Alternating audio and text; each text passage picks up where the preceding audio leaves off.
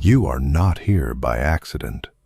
Something within you, something that runs deeper than conscious thought, older than any deliberate choice you have ever made, guided you to this precise moment. And by the time you have finished receiving what is shared here, you will begin to understand exactly why.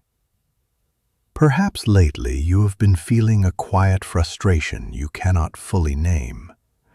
Not the obvious kind that announces itself loudly. A subtler, more persistent sense that your words are not landing the way you intend them to. That conversations end and people seem slightly less moved than you hoped. That your ideas, solid, valuable ideas, somehow lose their power the moment they leave your mouth.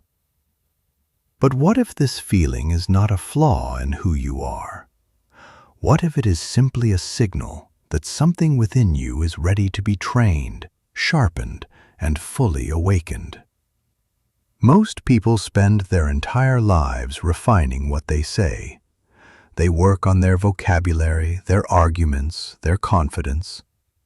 But they never touch the deeper architecture of how connection actually forms between two human beings.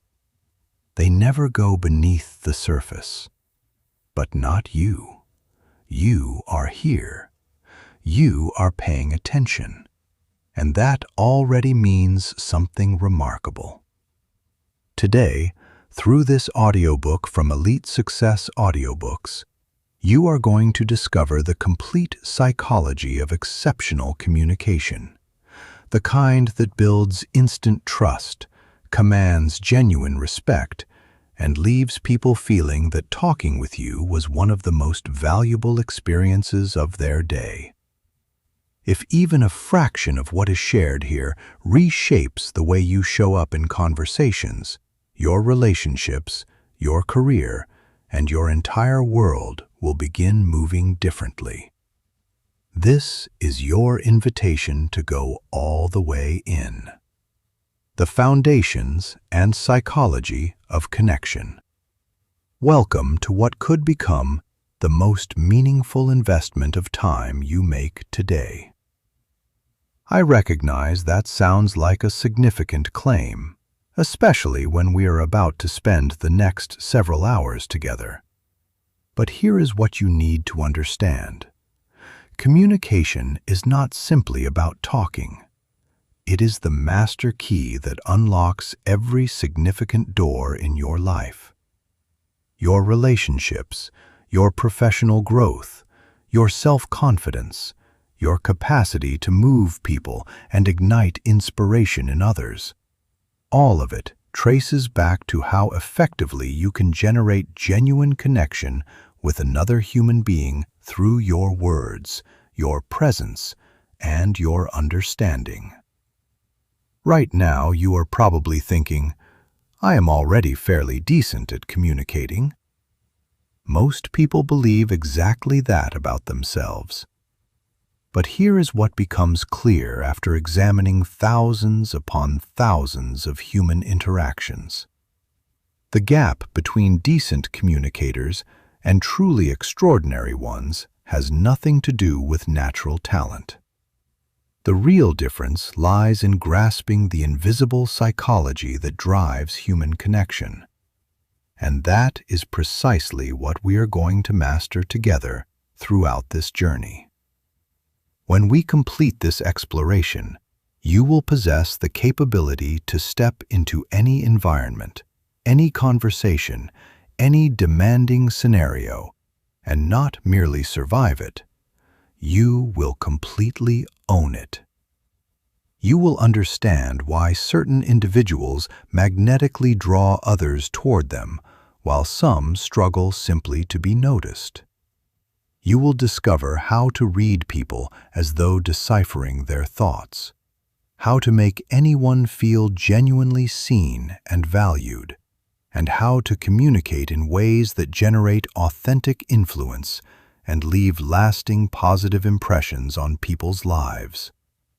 So whether you are here because you want richer personal connections, accelerated career advancement, or simply greater confidence when engaging with others, you have arrived in exactly the right place. Let us move into this transformation together. The core of human connection. Most people assume communication means being articulate, but that is like saying cooking is simply about turning on the heat. Authentic communication is an intricate exchange between minds, emotions, and intentions. It is the pathway connecting your inner reality with the outer world of everyone around you. And when that pathway is clear and strong, remarkable things begin to unfold. Here is something that might catch you off guard. Communication depends more on what you do not express than on what you actually do. Research consistently shows that only around 7% of your communication comes from your words themselves. Approximately 38% emerges from your vocal tone and delivery, and a striking 55% radiates from your physical presence and movement. Pause and let that sink in. If you are exclusively focused on selecting the perfect words, you are overlooking 93% of what is truly happening in any given exchange. But here is where things become genuinely fascinating. Powerful communication is not simply about transmitting data from your mind into someone else's. It is about creating a shared emotional experience. When you connect with someone effectively, you are not merely exchanging information packets. You are synchronizing with another human being across multiple dimensions simultaneously. This is precisely why some people can say very little and yet leave you feeling completely understood and energized, while others speak endlessly and leave you drained and disconnected. The distinction is not in how many words they use or how sophisticated those words are.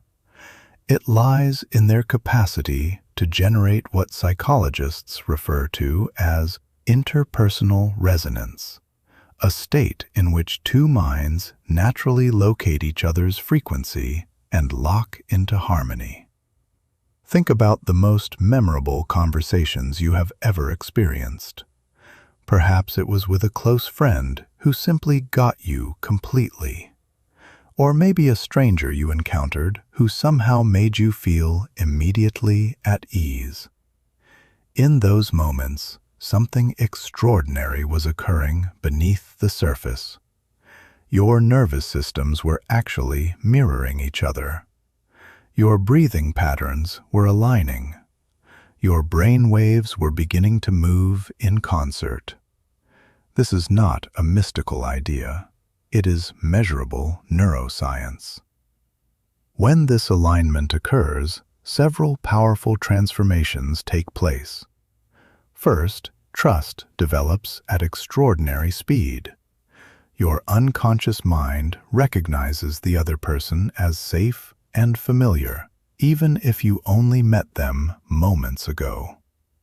Second, creative thinking and problem-solving expand dramatically. When minds synchronize, they become greater than their individual parts, producing insights and solutions that neither could have accessed independently. Third, memory formation deepens considerably. You recall synchronized conversations more vividly and for far longer because your brain entered an optimal state for encoding experience. But here is the challenge we all share. Most of us never received any training in how to intentionally create this synchronization. We learned to focus on what we want to say, not on cultivating the conditions for genuine connection. We were shaped to defend our positions rather than to truly grasp other perspectives. we developed the habit of waiting for our turn to speak, rather than mastering the art of genuine listening. This is precisely why so many conversations feel strained and awkward, why so many relationships stumble over miscommunication, and why so many brilliant people fail to advance despite possessing remarkable ideas. They are missing the foundational understanding of what communication truly is and how it actually operates in real human interactions. The foundation of all exceptional communication rests on three core pillars. First comes presence, the capacity to be completely engaged in the moment with another person, not mentally composing your next comment or running through your mental to-do list. Second is empathy, the ability to step directly into someone else's emotional world and perceive reality from their perspective. Third is authenticity, the courage to show up as genuinely yourself while remaining attuned to others' needs and feelings. When these three elements come together, something shifts. You stop performing to impress people and begin genuinely connecting with them. You stop playing a role and start truly relating. You stop pushing your agenda and start co-creating shared understanding. And paradoxically, when you release the need to appear impressive, you become far more influential than you ever imagined possible. This is the foundation upon which everything else is built. Not manipulation techniques or sleight-of-hand tricks, but a genuine comprehension of how human beings form bonds and how you can become the kind of person others naturally want to hear, trust, and stand behind. The hidden psychology of human connection. Human beings are wired for connection from our very first breath. It is not optional or a pleasant extra feature. It is a biological necessity as fundamental as food, water, or shelter. Grasping this psychology becomes the key to revolutionizing how you communicate and how others respond to your presence. When you understand what is unfolding inside people's minds during conversations, everything changes. Suddenly, you are not simply releasing words into the air and hoping they land well. You are deliberately engineering the conditions for genuine understanding and deep connection. Every single person you encounter carries an invisible burden, the fundamental human need to feel understood, valued, and accepted. This is not a weakness or a character flaw. It is universal human psychology. Even the most confident, accomplished individuals you know share this exact same profound need. The only difference is that some people have found ways to meet this need in healthy ways, while others remain searching for someone who truly sees them. When you communicate with someone, you are either nourishing this core need or depleting it. There is no neutral position. Every interaction either makes people feel more understood or more isolated, more valued or more dismissed, more accepted or more judged. And here is the insight that changes everything. People will always remember how you made them feel long after they have entirely forgotten what you said. This explains why technical expertise alone never makes someone a great leader, partner, or friend. You can possess all the correct answers, but if you make people feel inadequate or unimportant while delivering them, your knowledge becomes worthless.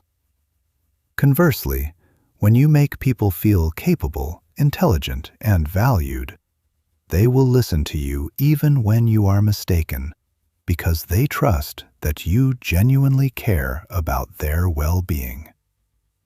The human brain runs 3 subconscious evaluations during every interaction. First, am I safe with this person? This assessment happens within milliseconds and determines whether someone's defenses activate or soften. Second, do they respect me? This shapes whether people feel comfortable sharing their authentic thoughts or feel they must perform and conceal. Third, will they support me or use me? This determines whether someone perceives you as an ally or a threat to be avoided. Most people have no awareness that their brain is continuously processing these questions, but the answers govern everything about how a conversation unfolds. When someone's unconscious answers yes to all 3, you gain access to their finest thinking, their creativity, their enthusiasm, and their genuine collaboration. When they answer no to even 1, you are navigating their defensive, self-protective mode, and meaningful connection becomes nearly impossible. This is why the most successful communicators prioritize making people feel safe, respected, and supported before worrying about delivering their own messages. They understand that influence flows naturally from trust, not as a substitute for it. But there is another dimension to this psychology that most people miss entirely. Every person you communicate with is operating from their own unique emotional state, shaped by their experiences that day, their current pressures, their past relationships, and their concerns about the future. They are not a blank canvas waiting to receive your message. They are a complex emotional system that your words will either harmonize with or disrupt. Skilled communicators learn to assess these emotional states rapidly and adjust their approach accordingly. If someone appears tense and stressed, they become calmer and more reassuring. If someone radiates enthusiasm, they appropriately match that energy. If someone seems skeptical, they lead with understanding rather than arguments. They recognize that identical words can produce entirely different outcomes depending on the emotional environment in which they land. This emotional attentiveness extends to understanding different personality types and communication preferences.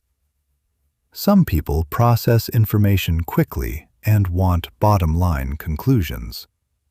Others need time to work through details and implications carefully. Some respond to logic and evidence. Others connect primarily through relationships and feelings. Some prefer direct, efficient conversations. Others need more gentleness and patience. There is no superior or inferior style, but there are compatible and incompatible combinations. When you learn to recognize these differences and flex your communication accordingly, you can connect authentically with virtually anyone. The most sophisticated communicators also understand the power of emotional contagion. Emotions spread between human beings the way a flame moves from one candle to the next. Mirror neurons in our brains automatically replicate the emotions we observe in others. This means your emotional state directly shapes everyone around you, whether you are conscious of it or not. If you carry anxiety into a room, you generate anxiety in others. If you carry genuine confidence, you help others feel more confident. If you are truly curious about people, you make them feel more interesting and significant. If you arrive defensive, you spark defensiveness in return. This is not about manipulation. It is about taking responsibility for the emotional atmosphere you create wherever you go. Understanding emotional contagion also means becoming aware of when you are being influenced by someone else's emotional state. Skilled communicators learn to maintain their own emotional center while remaining genuinely empathetic to others, so they can be genuinely helpful rather than simply reactive. Another essential dimension of connection psychology involves understanding the role of stories in human communication. Our brains are fundamentally story processing systems. We do not simply exchange facts and opinions. We share narratives that give meaning to our experiences. When you learn to communicate through stories rather than abstract concepts, you bypass people's analytical defenses and speak directly to their imagination and emotion. Every person lives inside their own narrative about who they are, what is possible for them, and how the world operates. When you communicate in ways that honor and strengthen their positive story about themselves, they will be drawn toward you. When your communication threatens or diminishes their story, they will resist everything you offer, regardless of how logical or genuinely helpful it might be. This is why the most influential communicators excel at helping others become the heroes of their own stories, rather than positioning themselves as the hero. They ask questions that help people discover their own insights. They offer support that empowers rather than creates dependency. They celebrate others' successes and help them see their own potential more vividly. Developing self-awareness in your communication. Self-awareness is the cornerstone of exceptional communication. Yet, it remains the most neglected skill in our culture. Most people invest so much mental energy thinking about what they want to express that they never develop genuine awareness of how they are actually coming across. This gap between intention and impact destroys more relationships and opportunities than any other single factor. True self-awareness in communication means understanding your triggers, your patterns, your strengths, and your blind spots. It means recognizing how your emotional state affects your capacity to listen. It means noticing when your ego is steering the conversation instead of your genuine desire to understand. It means being honest with yourself about when you are trying to be right instead of trying to be helpful. Let us begin with emotional triggers, because these are the invisible landmines that can detonate what could otherwise be excellent conversations. Everyone has certain topics, tones, or behaviors that instantly activate their defensive systems. The moment you are triggered, your thoughtful, intelligent self goes offline, and your reactive, protective self takes command. The problem is that most people do not realize they are triggered until after they have already said something they deeply regret. By that point, the damage is done, and they are left attempting to repair a conversation rather than enjoying a productive one. Self-aware communicators develop the ability to notice their triggers in real time, before they react. They feel the emotional charge building and consciously choose how to respond. This requires developing what psychologists call metacognition, the capacity to think about your thinking during conversations. You maintain a part of your awareness that observes what is happening both within your own mind and within the interaction itself. You are simultaneously engaged in the conversation and monitoring the quality of that engagement. When you cultivate this skill, you begin noticing patterns you never recognized before.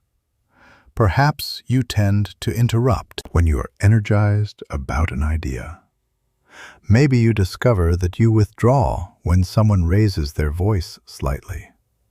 You might notice that you become argumentative when you feel unheard, or that you become overly agreeable when approval feels important.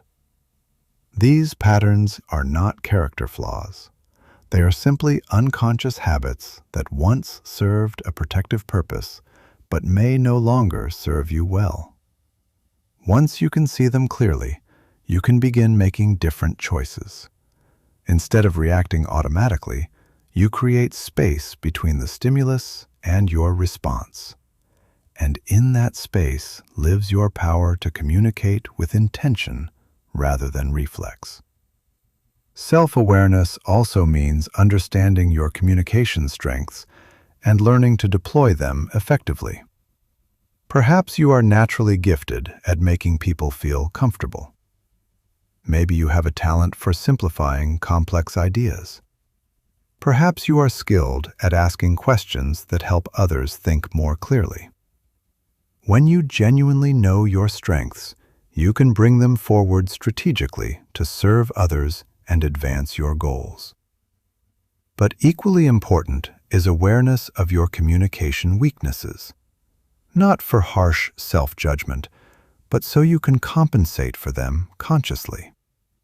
If you tend to be too blunt and sometimes hurt people's feelings unintentionally, you can practice adding more warmth to your delivery.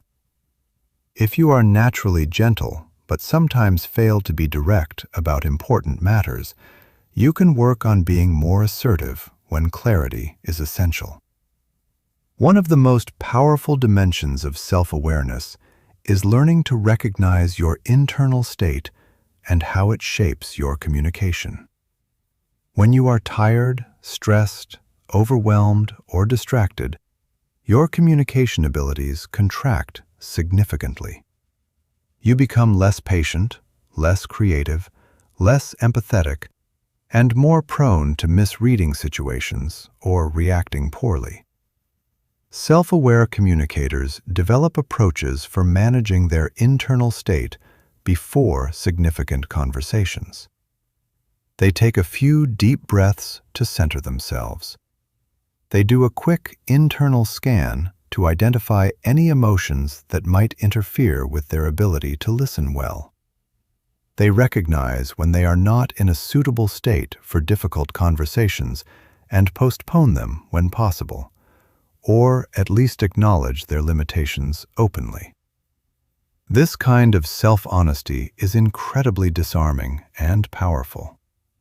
When you can say something like, "I realize I am feeling a bit reactive right now, so I want to make sure I am truly hearing what you are sharing," you immediately generate safety and trust. People respect genuine vulnerability and authenticity far more than they respect the appearance of perfection. Self-awareness also extends to your unconscious assumptions and biases. Everyone carries mental shortcuts that shape how they interpret what others say and do. The goal is not to eliminate all bias. That is not possible. The goal is to hold your assumptions lightly, to remain curious about whether your first impressions are accurate, and to be willing to revise your understanding when new information arrives. Perhaps most importantly, self-awareness in communication means taking responsibility for your impact on others. even when that impact was not your intention. It means being willing to seek feedback about how you come across and remaining open to adjusting when necessary. It means apologizing genuinely when you have confused or hurt someone, regardless of whether that was your aim. This level of self-awareness transforms you from someone who simply talks into someone who truly communicates. The kind of person others actively seek out when they need to feel heard, understood, or guided through difficulty. Leave the number 1111 in the comments below if something in this section has already started shifting the way you think about your conversations. In quantum field theory, 1111 represents the moment a pattern becomes visible, the instant before transformation accelerates. If you are beginning to see your communication patterns more clearly, that number belongs to you right now. Self-awareness also involves recognizing and honoring your own needs in communication and learning to meet them in healthy ways. Perhaps you need time to process before responding to significant questions. Maybe you need to feel genuinely heard before you can fully listen to others. You might need encouragement and acknowledgement, or you might prefer direct feedback without excessive softening. When you understand and acknowledge your own needs, you can communicate them clearly to others, rather than expecting them to figure out what you require instinctively. This prevents enormous amounts of unnecessary frustration and misunderstanding. It also models healthy communication for those around you, giving them implicit permission to express their own needs as well. The finest communicators are not people who have no needs. They are people who understand their needs clearly enough to navigate them without burdening every conversation with unspoken expectations. Consider also how your natural communication style lands differently with different types of people. Some communicators are direct and task-oriented, while others are more relationship-focused and diplomatic. Some prefer extensive detail and context, while others want concise, high-level clarity. Some are at ease with debate and productive tension, while others find confrontation genuinely difficult.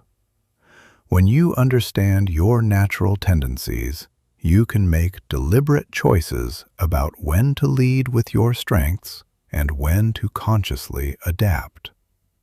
If you are naturally straightforward, you might choose to soften your delivery with more sensitive personalities. If you are naturally gentle, you might push yourself toward greater directness when the situation demands it. What makes self-awareness truly transformative is that it is not a destination, but a continuous practice. The more honest you become about your own patterns, the more compassionately you can see the patterns in others. The more you understand your own emotional triggers, the less you interpret others' reactions as personal attacks. The more clearly you recognize your own blind spots, the less likely you are to be blindsided by the ways conversations go sideways. Self-awareness, practiced consistently, becomes the quiet engine behind every other communication skill you will develop throughout this audiobook. It is the foundation beneath the foundation, the ground from which genuine connection grows. And with that understanding firmly in place, you are now ready to move into the heart of what makes communication truly extraordinary: the skills of listening, reading the unspoken, and building the kind of trust that transforms ordinary interactions into lasting connection.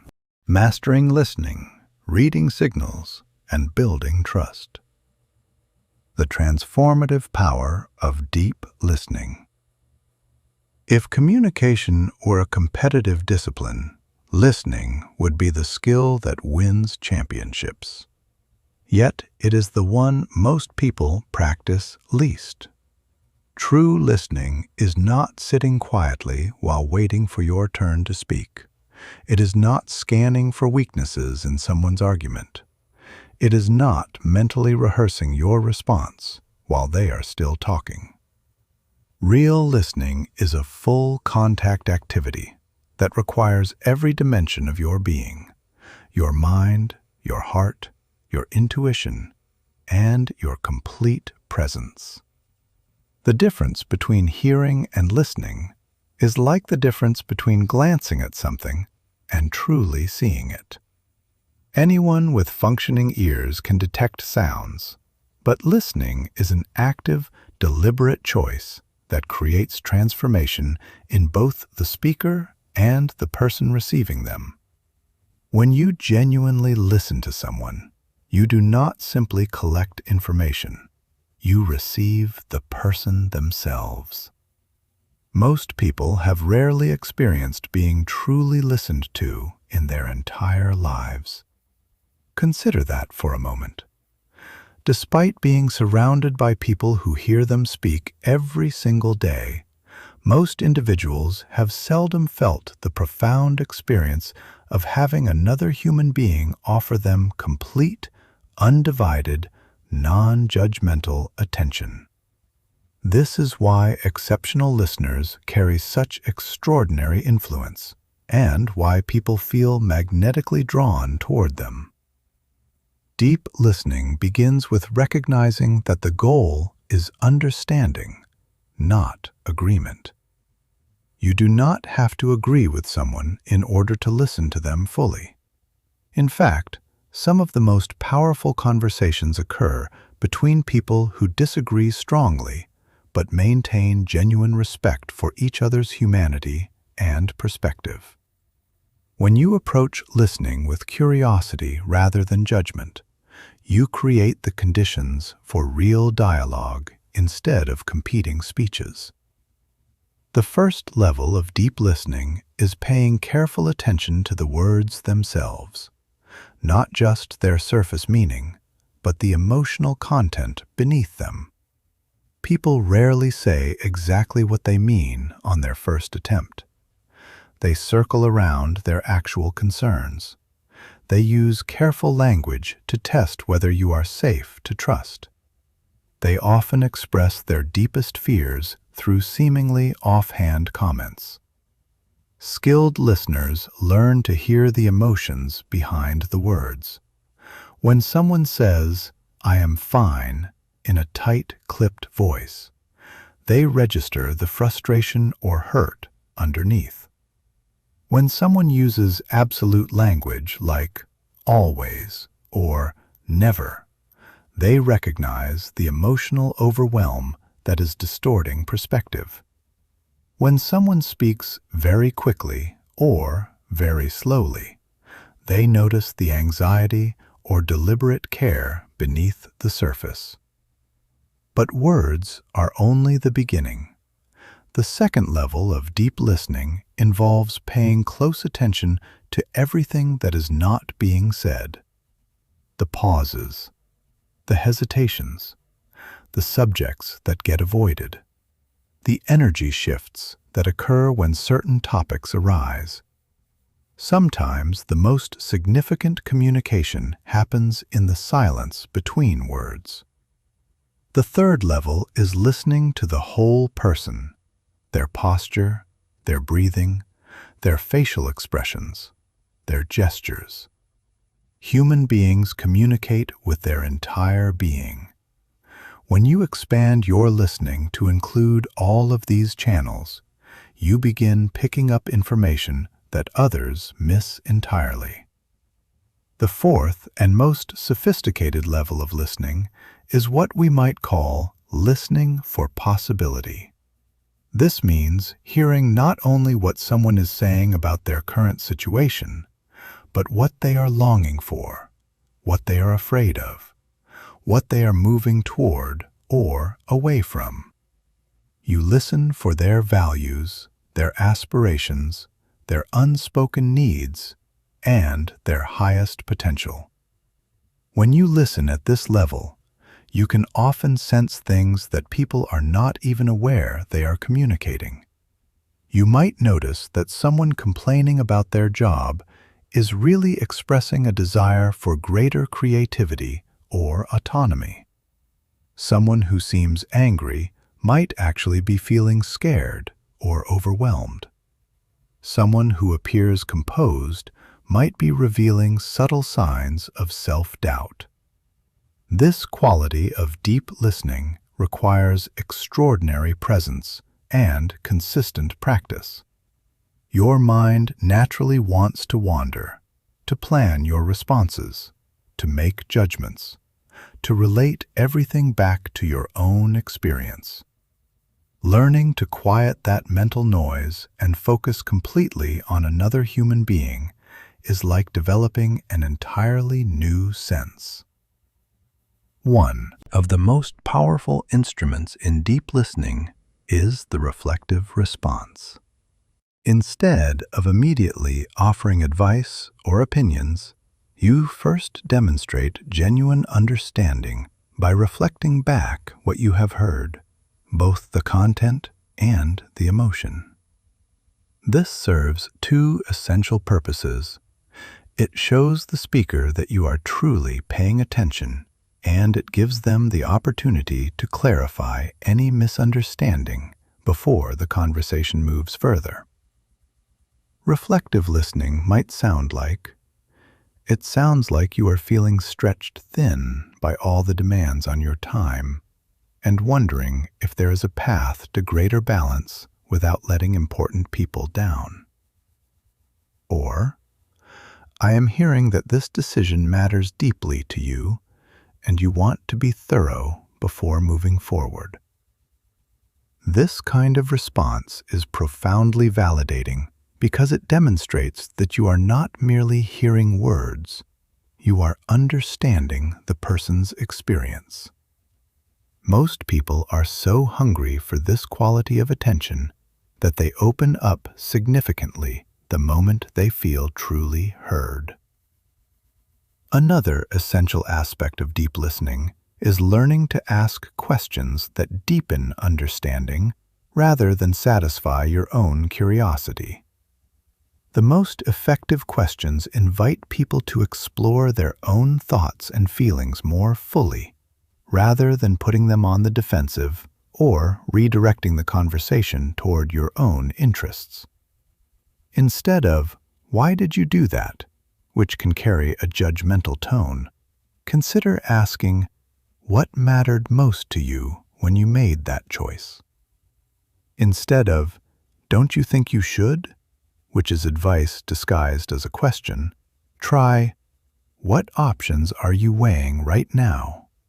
Or, "What would ideal actually look like for you?" The most transformative quality of deep listening is that it changes you as profoundly as it serves the other person.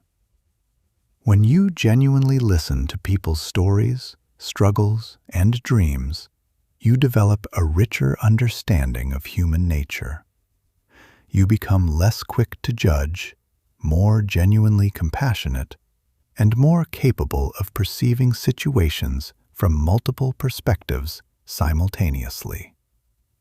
This expanded awareness makes you a stronger problem solver, a more effective presence, and a more trusted person in every circle you inhabit.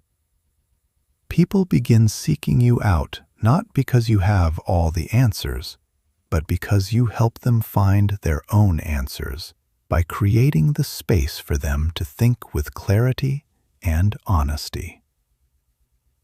Deep listening also requires understanding when to gently guide a conversation toward more constructive territory.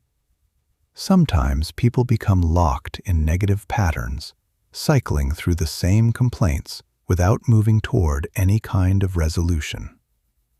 Skilled listeners know how to acknowledge the emotion while carefully opening new directions. They might say something like, "I can hear how frustrated you are with this situation. You have already tried several approaches.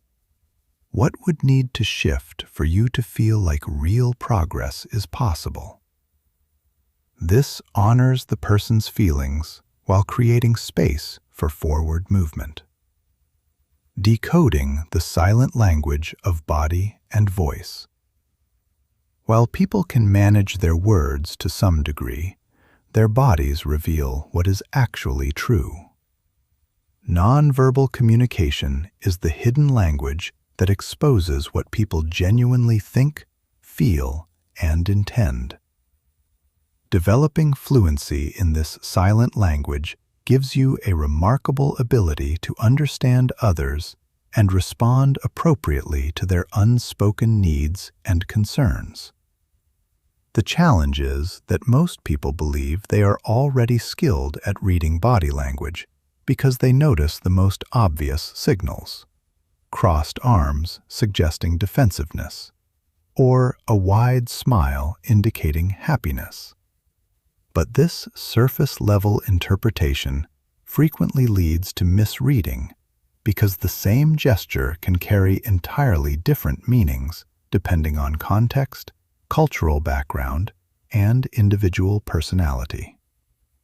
True mastery of nonverbal communication requires understanding that it is not about isolated gestures, but about clusters of signals that tell a coherent story together.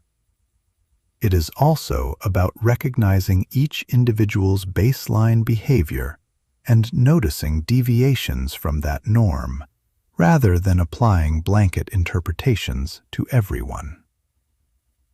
Begin with facial expressions, which are often considered the richest nonverbal channel available. While the basic emotions, happiness, sadness, anger, fear, surprise, and disgust, carry fairly universal expressions, the subtle variations and micro-expressions that flash across people's faces fractions of a second contain far more nuanced information. A genuine smile, for example, engages not just the mouth, but the entire face, particularly the muscles around the eyes that create small, natural creases.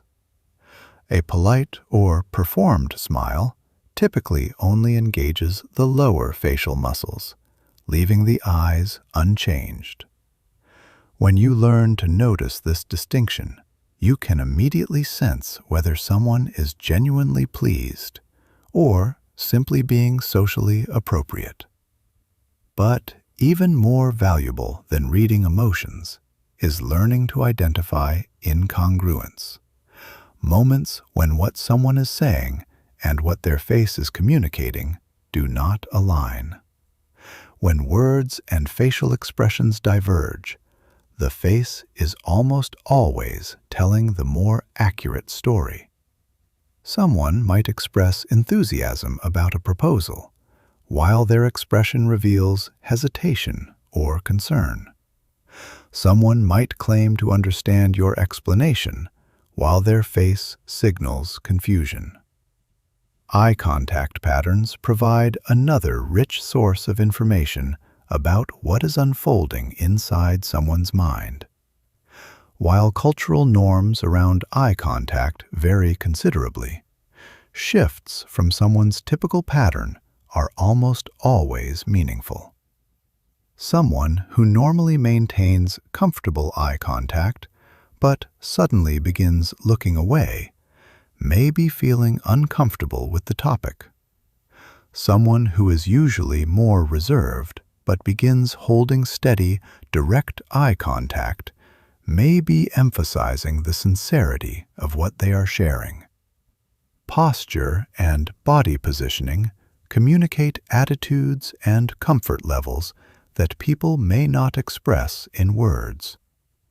Someone who is genuinely engaged in what you are saying typically leans slightly forward. People feeling defensive or skeptical tend to lean back or create barriers with their arms or with nearby objects. Open postures, uncrossed arms, relaxed positioning generally signal receptiveness, while closed postures suggest resistance or discomfort. But context is essential in interpreting these signals. Someone might cross their arms because they are cold, not because they are guarding themselves.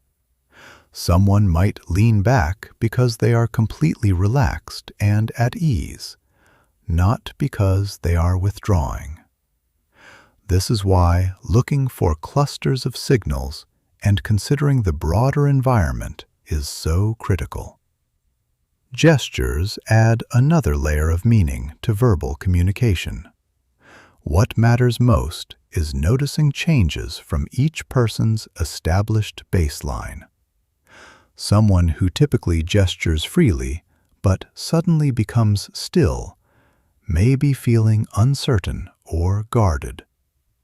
Someone who is usually more contained but begins making expansive, open gestures may be becoming more emotionally invested.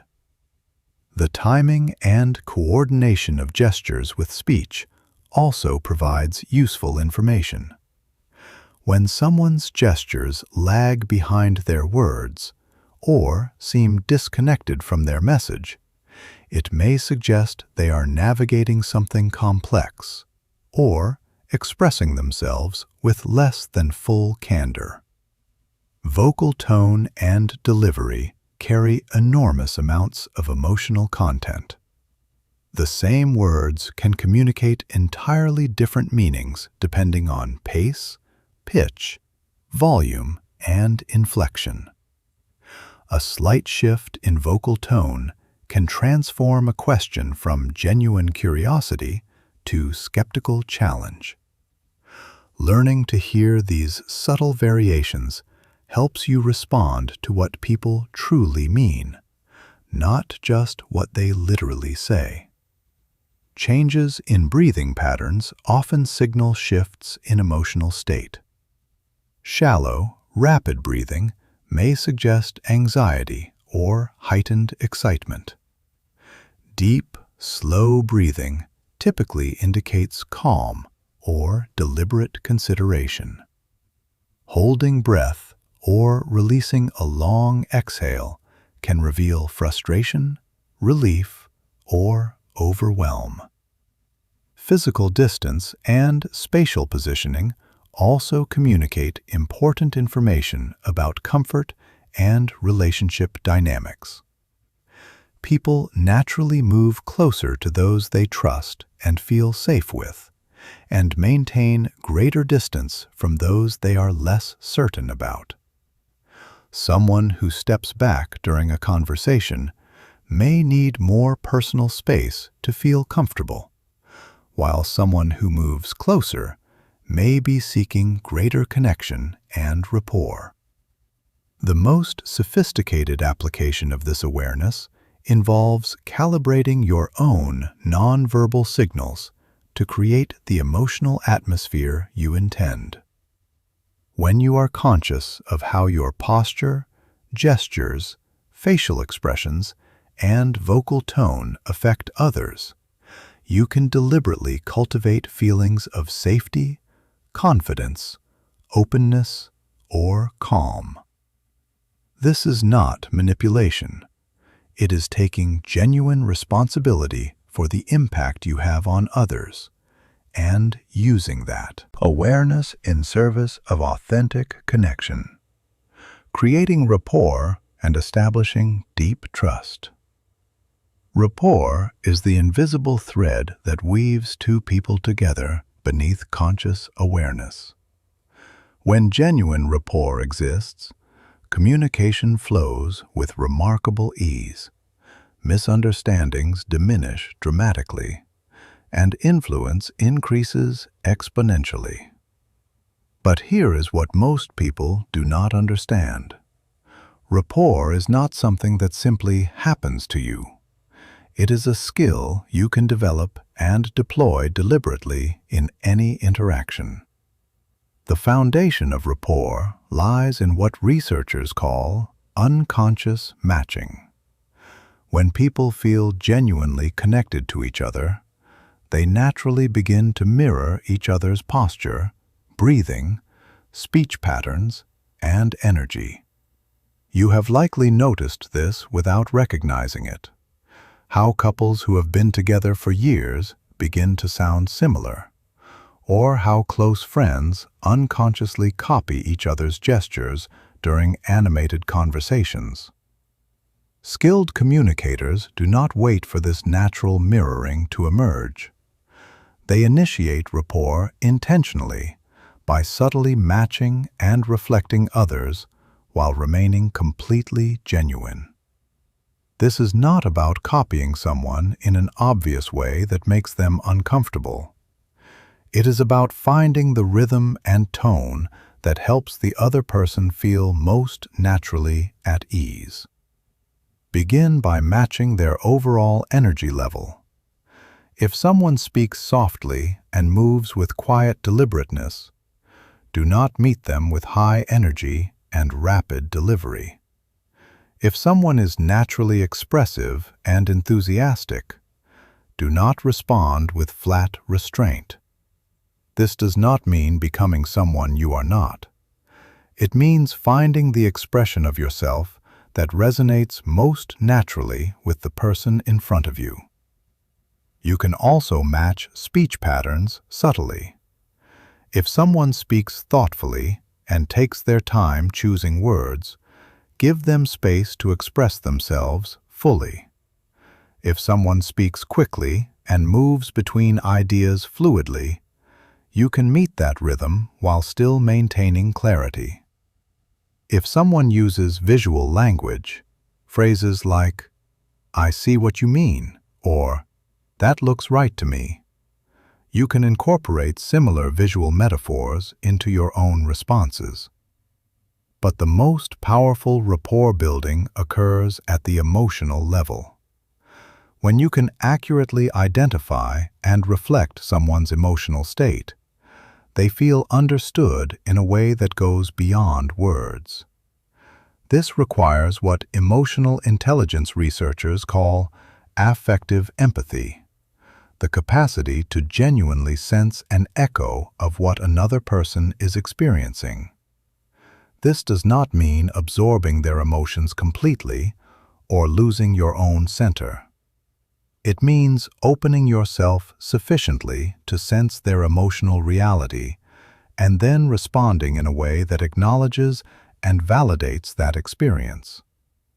When someone feels truly seen at an emotional level, trust builds quickly and defensiveness begins to dissolve. Leave the number 777 in the comments right now if you can feel the shift happening. If something in this section is unlocking a new way of hearing the people around you. In quantum resonance research, 777 represents the frequency of alignment, the point where two fields begin to move together. If rapport is starting to make sense to you on a deeper level, 777 is your number. Trust, the deeper foundation beneath rapport, is built through consistency between your words and your actions over time. But even in first-time interactions, you can establish initial trust through what psychologists describe as micro-demonstrations of trustworthiness. These are small behaviors that signal your reliability and genuine regard for the other person's well-being. They might include remembering and referencing something important they mentioned earlier in the conversation, honoring what they share with you in confidence, following through on small commitments you make during your interaction, or placing their needs ahead of your own agenda when the moment calls for it. One of the most powerful trust-building behaviors is admitting when you do not know something rather than pretending or fabricating an answer.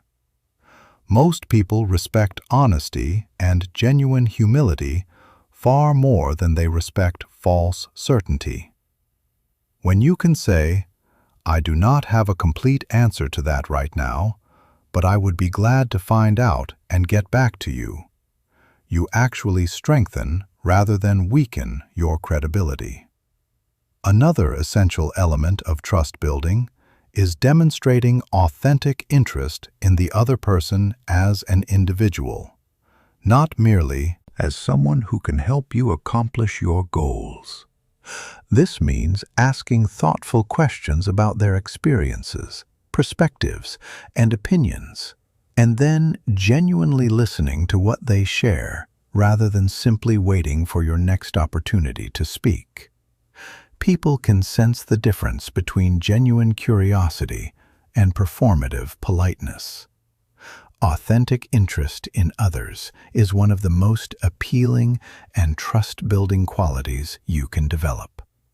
It makes people feel valued and significant, which addresses one of their most fundamental psychological needs.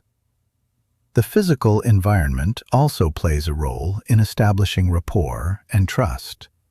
When you have the ability to influence it, create conditions that help people feel at ease. This might mean selecting a quieter space for important conversations, positioning yourself at an angle rather than directly across from the other person, which can feel confrontational, or ensuring that both people have comparable status in terms of seating and physical positioning. Your body language should consistently signal openness and genuine receptiveness. Uncrossed arms, relaxed posture, appropriate eye contact, and honest facial expressions all contribute to an atmosphere of safety. But the most important element, always, is authenticity.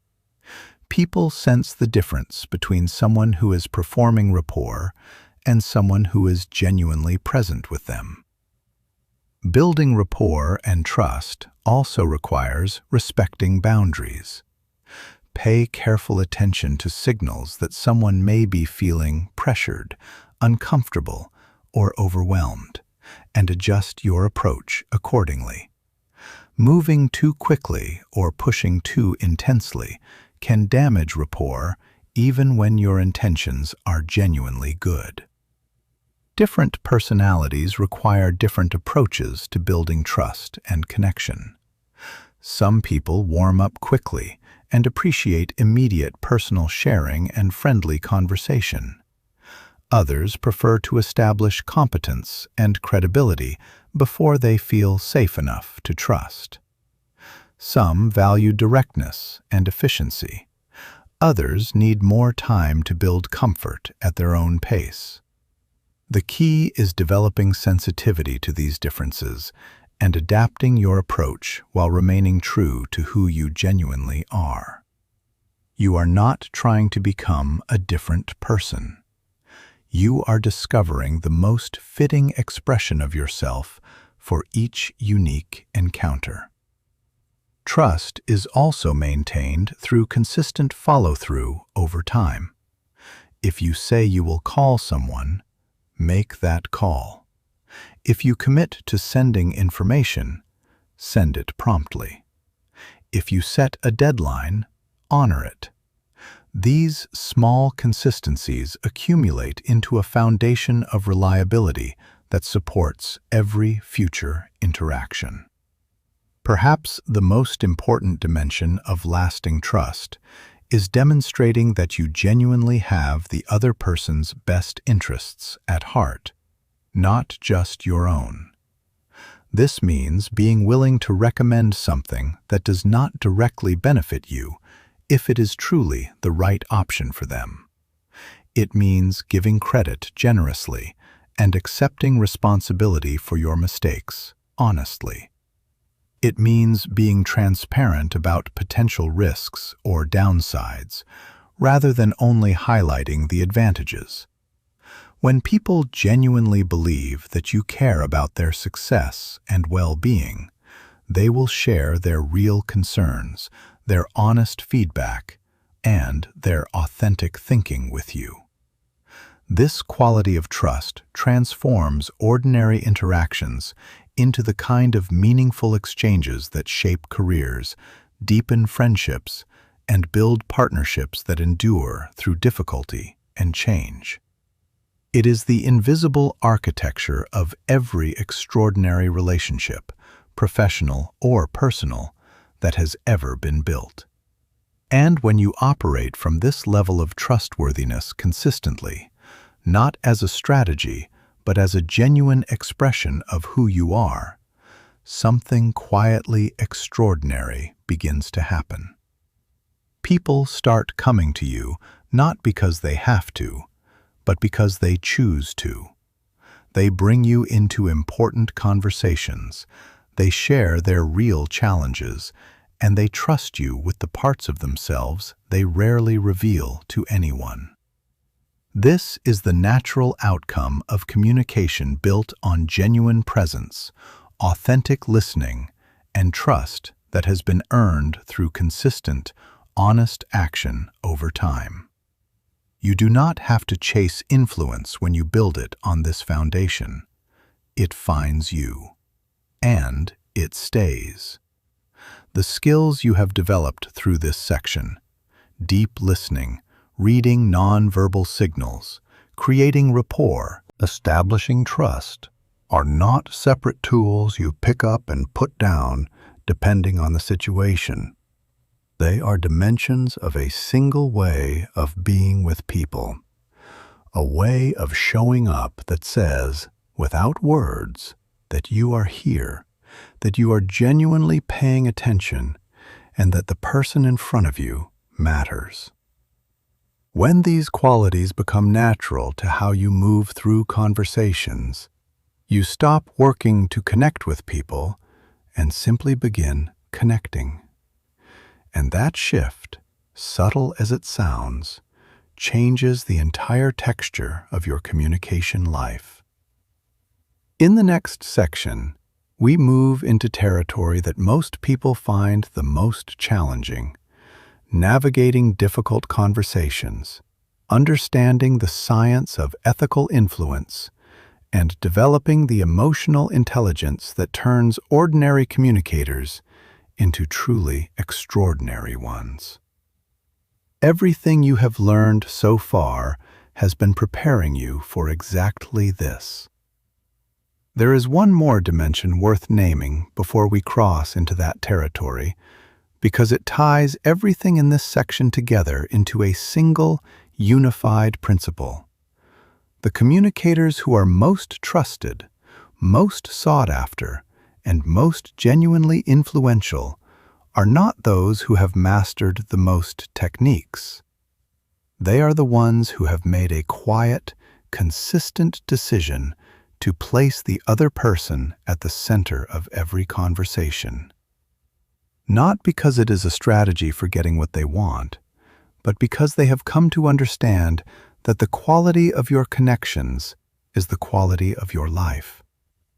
Every technique in this section, reflective listening, reading nonverbal signals, matching energy, demonstrating trustworthiness through small, consistent actions, every single one of them is simply a more specific expression of that one central decision: to truly show up for the people in front of you. When that is your orientation, the techniques become effortless. They stop being things you do and become part of how you are. And that is when your communication stops being something you practice and becomes something you live. This is your foundation. This is the ground you are standing on, and it is more solid than you may yet realize. Take a breath. Let what you have received here settle.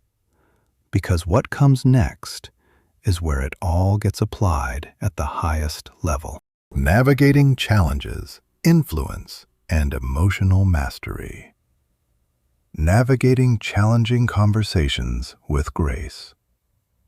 Difficult conversations are an unavoidable part of life. Yet most people avoid them until they explode into crisis or allow them to quietly fester into permanent damage in relationships that once mattered deeply.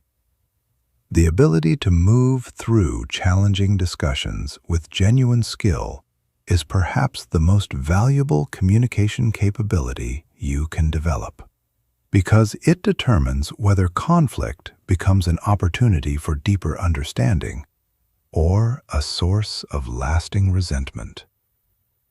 The first step in handling difficult conversations is transforming your mindset about conflict itself. Most people experience disagreement and tension as problems to be avoided or battles to be won. But skilled communicators understand that difficult conversations are actually invitations to strengthen relationships, resolve misunderstandings, and discover solutions that genuinely serve everyone involved.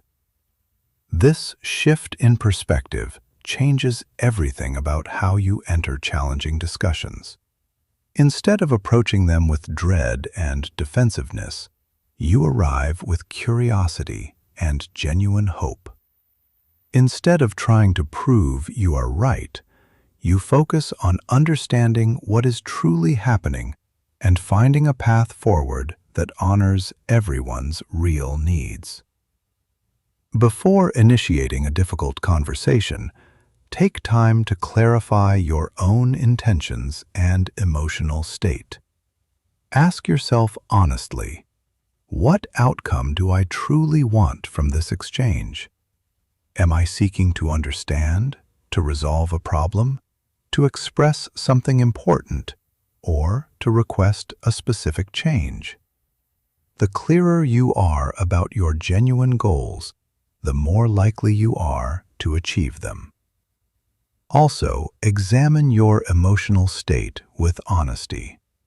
If you are carrying anger, hurt, or frustration, you may need to process those feelings before you can engage productively.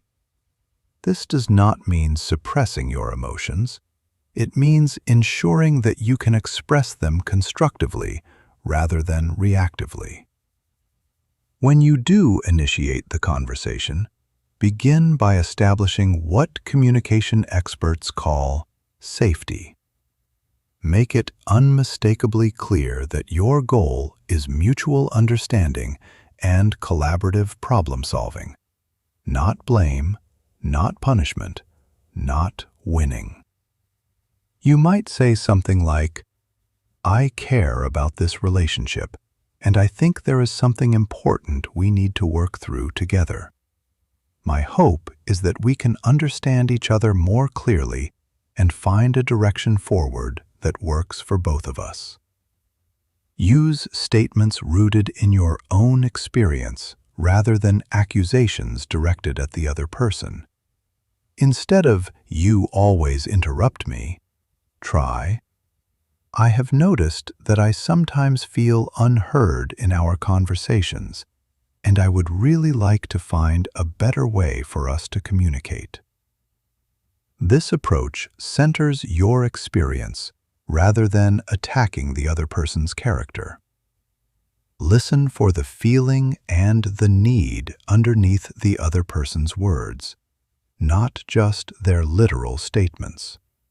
When people are genuinely upset, they often say things they do not entirely mean or express their concerns in ways that sound more aggressive than they intend. If someone says, "You never help around here," they might really be communicating, "I am feeling overwhelmed and unsupported, and I need more genuine partnership from you." Acknowledge and validate emotions before addressing the substance of the disagreement. You might say, I can see that you are really frustrated about this, and I understand why that would feel upsetting. This does not mean you agree with their interpretation of what happened. It means you recognize their emotional experience as real and worthy of respect. Ask questions designed to uncover the real issue beneath the surface. Often, what people initially bring into a difficult conversation is not actually the core concern. Someone might criticize your approach to a project when they are really anxious about a missed deadline. Someone might object to your social plans when they are actually feeling neglected in the relationship. Questions like, "What matters most to you about this?" or "What would need to change for you to feel genuinely better about this situation?" can help surface the underlying needs that are driving the visible conflict. When emotions run high, use what psychologists call emotional labeling to help reduce their intensity. Simply naming the emotions present in the conversation can help regulate them. You might say, "It sounds like you are feeling genuinely angry about what happened, and I notice I am feeling defensive. Can we take a breath together and try to actually understand each other?" If the conversation becomes too heated or circular, do not be reluctant to pause. You might say, "I can see we are both getting activated right now, and I do not think either of us is thinking as clearly as we could be. Can we take a short break and return to this when we are both in a calmer place?" Look consistently for areas of agreement and shared ground. Even in the midst of real disagreement, you may not agree on the solution, but you very likely agree on the importance of the relationship or the shared goal of finding a resolution. Highlighting these common values can shift the conversation from adversarial positioning to genuine collaboration. When presenting your own perspective, be honest about your contributions to the problem. Taking appropriate responsibility demonstrates maturity and genuine integrity, and it often makes it easier for the other person to acknowledge their part as well. You might say, "I realize I could have communicated my expectations more clearly, and I think that contributed to the confusion we are now untangling." Focus on what is possible going forward rather than endlessly revisiting past blame. Once you have acknowledged what went wrong, shift the energy toward, "How can we handle this differently from here?" This forward-looking orientation is almost always more productive than cycling through what already happened.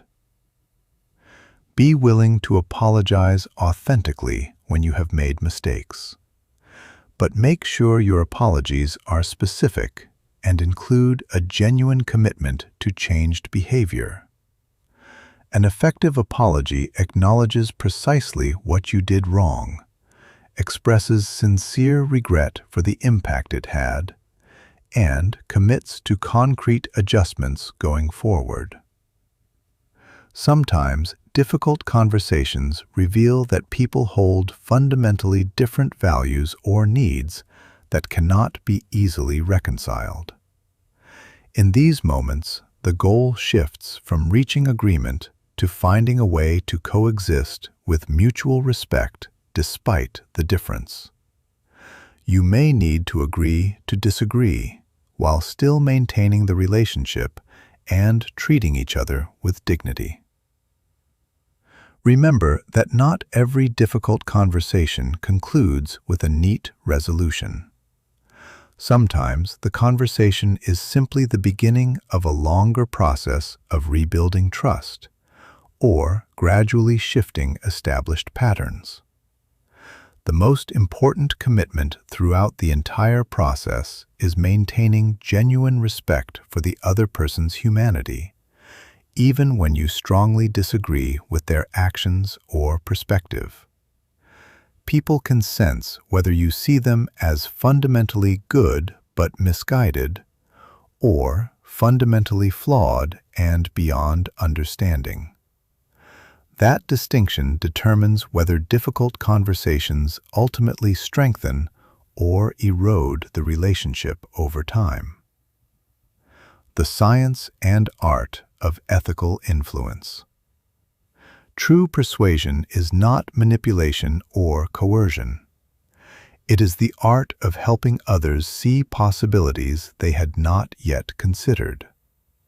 The most ethical and genuinely effective influence comes not from pushing your agenda onto others, but from understanding their needs so deeply that you can help them achieve their own goals in ways that also serve yours. The foundation of real influence is credibility. Before people will be open to your influence, they need to believe that you are competent, trustworthy, and genuinely invested in their well-being. This credibility is built through everything we have explored together: authentic connection, active listening, emotional intelligence, and consistent follow-through. But credibility alone is not sufficient. The most influential communicators understand that people are ultimately persuaded more by their own conclusions than by someone else's arguments. This insight means that rather than trying to convince people directly, you create the conditions for them to convince themselves. This approach requires what influence researchers call collaborative discovery. Instead of presenting your conclusion and then building a case for it, you guide people through a thought process that allows them to arrive at meaningful insights on their own. You ask questions that open new possibilities, share relevant information that expands their perspective, and help them notice connections they may have overlooked. For example, instead of saying you should invest in this development opportunity, you might ask, what capabilities do you think would be most valuable for your growth over the next year? How are people currently building those skills? What would become possible if you had access to more focused, structured development in those areas? This approach helps them articulate their own genuine need for what you are offering, which is far more compelling than anything you could say on your own behalf. Understanding different motivation styles is essential for effective influence. Some people are driven primarily by logic and evidence. They need data, rational analysis, and clear reasoning before making decisions. Others are moved more by emotion and relationship. They want to understand how a decision will affect the people around them and whether those they trust support the direction. Some individuals are energized by moving toward positive outcomes, excited by visions of success and what becomes possible. Others are more motivated by moving away from problems, driven by the desire to avoid failure or unwanted consequences. The most effective communicators recognize these different orientations and adapt their approach accordingly. Visual communicators think in images and respond powerfully to diagrams, vivid metaphors, and clear visual examples. Auditory communicators prefer to process through conversation, explanation, and verbal exploration. Kinesthetic communicators need to experience things physically and emotionally. They want to feel it out, try it, and sense it before committing. When you align your communication style with their processing preferences, your message lands with significantly greater resonance. A visual person might be genuinely persuaded by a clear, well-structured diagram of how your proposal functions. An auditory person might need to talk through all the implications thoroughly before feeling comfortable moving forward. A kinesthetic person might need a trial period or pilot experience before they can say yes with confidence. The timing of any influence attempt is also critical. People are most open to new ideas when they are experiencing some form of genuine dissatisfaction with how things currently are, when they have the mental and emotional capacity to consider change, and when they feel sufficiently safe to take a risk. Attempting to influence someone who is overwhelmed, exhausted, or entirely content with the status quo is almost always ineffective regardless of how compelling your case might be. Social proof is one of the most powerful influence tools available. People are deeply influenced by what others who are similar to them are doing, especially others they respect or identify with. Rather than simply presenting your idea in isolation, share authentic stories about people who have successfully navigated similar situations using similar approaches. But be scrupulously honest in how you use social proof. Do not fabricate testimonials or exaggerate outcomes. Genuine examples carry far more weight than inflated claims, and dishonesty, when it surfaces, and it usually does, permanently undermines your credibility and influence. Reciprocity is another foundational principle of authentic influence. When you do something genuinely valuable for someone, they naturally feel inclined to respond in kind. But the key is to give without strings attached. To give because you genuinely want to contribute, not because you are engineering a future return. When people sense that your generosity is conditional or strategic, the natural reciprocity backlashes. Look for ways to provide real value that serves the other person's actual interests, whether or not they ever choose to work with you or support your goals. This might mean sharing useful knowledge, making a meaningful introduction, or offering honest and helpful feedback. When you give first and give genuinely, influence tends to follow naturally. Leave the number 528 in the comments if this section is shifting how you think about the conversations you have been having and the ones you have been avoiding. In quantum biology, 528 Hz is associated with repair and transformation at the cellular level. If something in this section is beginning to repair the way you approach difficult conversations and the people in them, 528 belongs in your comment right now. The most sophisticated influence happens at the level of identity and values. When you can help people genuinely see how your proposal aligns with who they are and what they care about most deeply, resistance dissolves naturally. This requires a sincere investment in understanding their core values, their self-concept, and their deepest aspirations. You might say something like, Given how much you value staying ahead and leading rather than following, this approach might genuinely resonate with you. Or, I know how much your time with your family means to you, so you might appreciate how this solution could give you back several hours each week that you are currently spending elsewhere.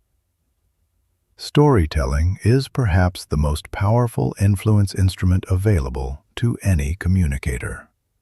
Stories bypass analytical defenses and speak directly to imagination and emotion. When you share a relevant, truthful story about someone who faced a similar challenge and found their way through using a similar approach, people can envision themselves having a comparable experience. Your stories must always be true, directly relevant, and told in genuine service of the listener's interests, not simply to promote your own agenda. The most effective influence stories help people see new possibilities for themselves, rather than highlighting your own accomplishments or the superiority of your solution. Handle objections as valuable information rather than obstacles to overcome. When someone raises a concern, receive it with genuine gratitude and explore it thoroughly. Objections frequently reveal important needs or fears that you can address directly and honestly. Questions like, what would need to be true for this to feel right to you? Or, what matters most to you as you think through this decision? Treat objections as opportunities for deeper understanding rather than arguments to win. True influence is always mutual. The finest outcomes emerge when everyone involved feels good about the result. If you find yourself relying on pressure or deception to get what you want, you are not practicing genuine influence. You are practicing coercion, and it will eventually cost you far more than it gained. Emotional intelligence, the hidden superpower. Emotional intelligence is the invisible force that determines whether your communication builds connection or creates distance, whether it generates trust or breeds suspicion, whether it inspires action or triggers resistance. While technical communication skills matter considerably, it is your emotional intelligence that transforms ordinary conversations into extraordinary experiences of genuine understanding and collaboration. At its foundation, emotional intelligence in communication is about recognizing, understanding, and skillfully navigating the emotions that arise within yourself and others during interactions. This is not about suppressing emotions or pretending they do not exist. It is about developing the awareness and the practical skills to move through emotional realities consciously and constructively. The first dimension of emotional intelligence is self-awareness.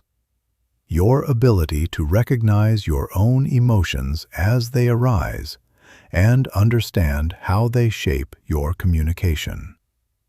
Most people are so absorbed in the content of what they want to say that they are completely unaware of the emotional undercurrents they are broadcasting.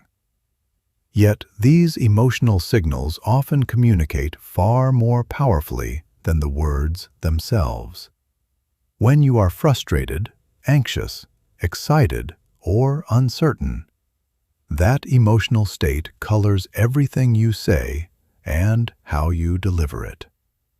People register these signals subconsciously and respond accordingly. If you are defensive, others become defensive in return.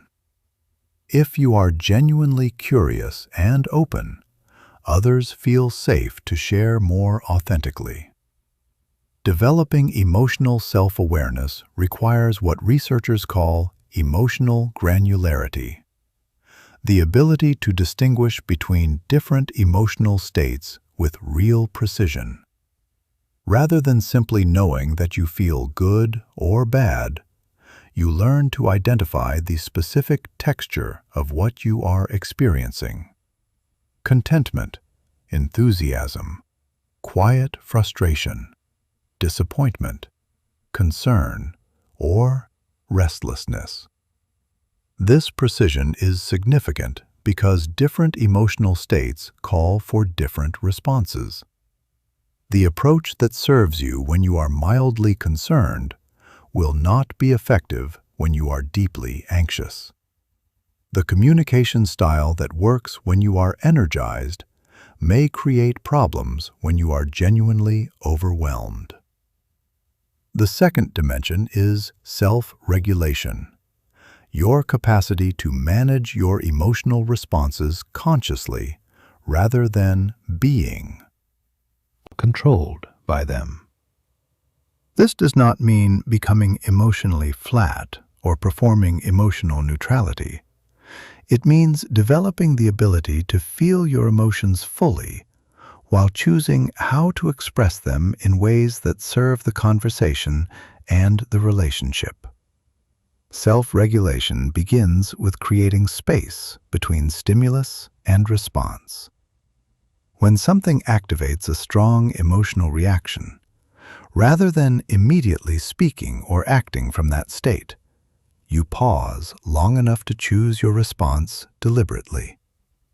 This might mean taking a slow breath, counting silently, or simply asking yourself, how do I genuinely want to handle this moment? Advanced self-regulation involves learning to shift your emotional state intentionally when the situation calls for it. If you are feeling agitated but need to engage in a calm, clear conversation, you can use techniques like deep breathing, brief visualization, or physical movement to transition into a more grounded state. This is not about being inauthentic. It is about accepting responsibility for the emotional atmosphere you create, and choosing to create one that genuinely serves the people involved. The third dimension is empathy, your capacity to recognize and genuinely understand the emotions of others.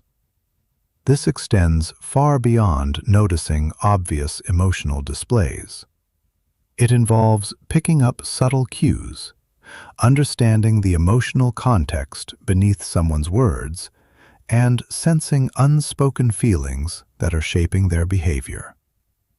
Empathy requires what psychologists call theory of mind, the understanding that other people carry different thoughts, feelings, and perspectives than your own. This sounds straightforward, but in practice, most people unconsciously assume others experience the world similarly to themselves, which leads to constant misreading and missed connection. True empathy means stepping into someone else's emotional experience and perceiving the world from their vantage point, even when that experience is very different from yours. It means understanding that someone's reaction might be entirely reasonable given their personal history, their current pressures, or the values they hold most deeply, even if that reaction seems disproportionate to you from the outside.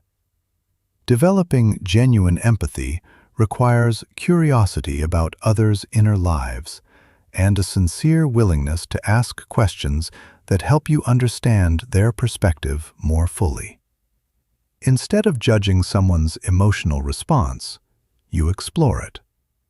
Help me understand what this means to you, or what is making this feel so significant right now, are questions that deepen empathy rather than close it down.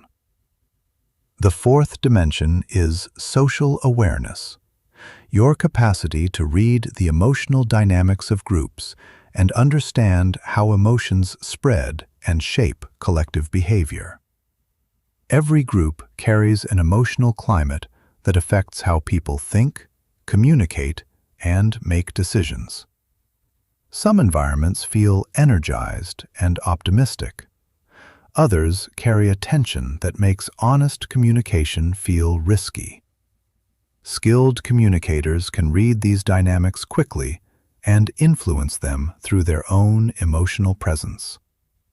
When you enter a space feeling calm and genuinely grounded, you extend that quality to everyone around you. When you carry unmanaged anxiety or negativity, that spreads too. The fifth dimension is relationship management. Your ability to use emotional awareness to guide your interactions toward genuinely positive outcomes. This encompasses everything from knowing when to initiate sensitive conversations to understanding how to motivate different personalities effectively, to recognizing when someone needs active support versus quiet space.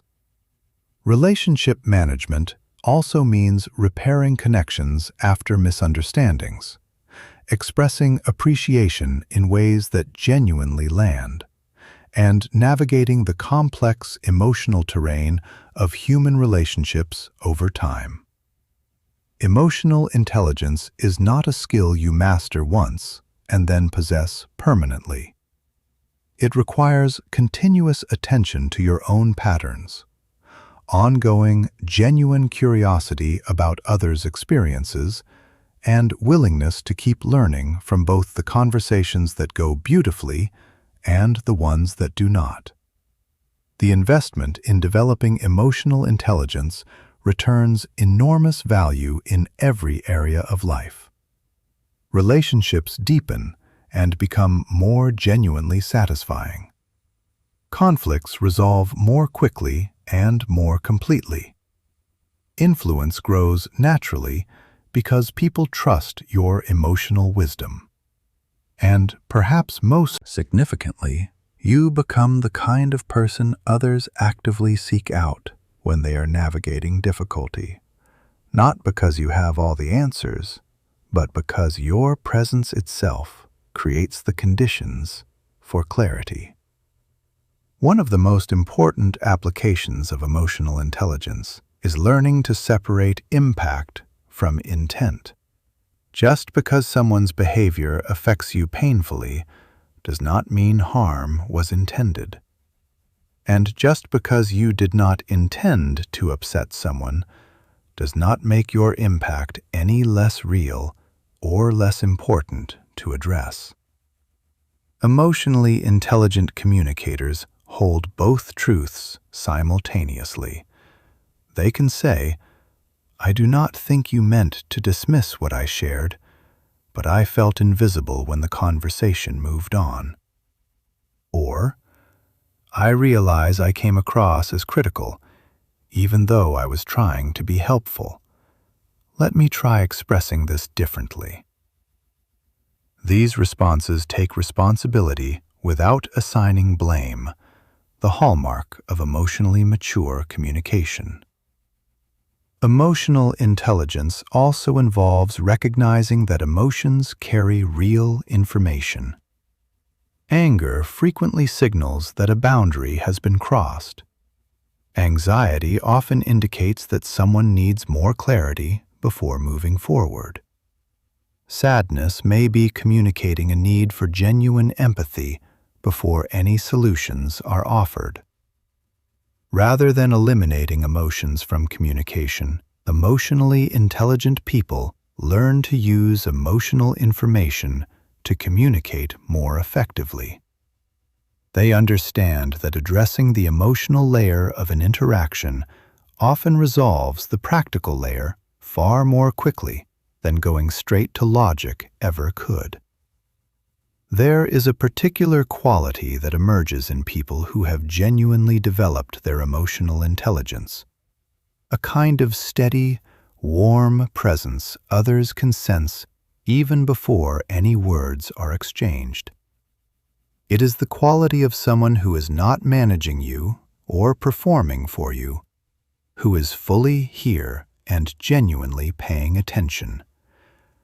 This quality is not something you perform.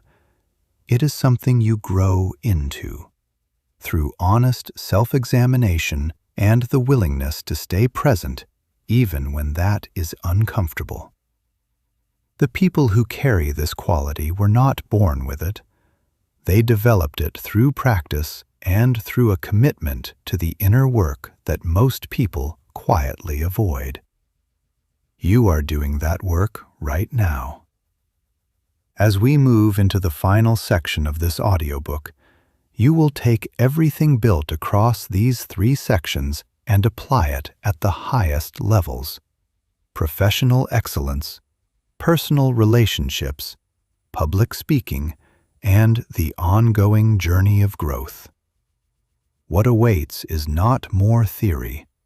It is the integration of everything you have learned, brought fully into the real conversations and relationships that make up your life. Advanced mastery and professional excellence. Advanced communication techniques for maximum impact. Now that a solid foundation of communication skills has been built together, it is time to explore some advanced techniques that can elevate you into the category of truly exceptional communicators. These approaches require practice and genuine integration, but they can dramatically expand your capacity to connect with others, navigate complex situations, and achieve outcomes that may have seemed out of reach before. The first advanced technique is called meta-communication, the ability to communicate about the communication itself. This means stepping outside the immediate content of a conversation to address the process, the relationship dynamics, or the interaction patterns themselves. Meta-communication might sound like, "I notice we seem to be talking past each other. Can we pause and make sure we are genuinely aligned?" Or, "It feels like there is something unspoken here that we are not quite addressing directly. Would it help to talk about what is happening between us?" This technique is remarkably powerful because it allows you to address relationship issues and communication breakdowns directly, rather than letting them quietly sabotage the conversation from beneath. Most people avoid metacommunication because it feels uncomfortable or risky. But skilled communicators recognize it as one of the fastest paths to clarity and deeper connection.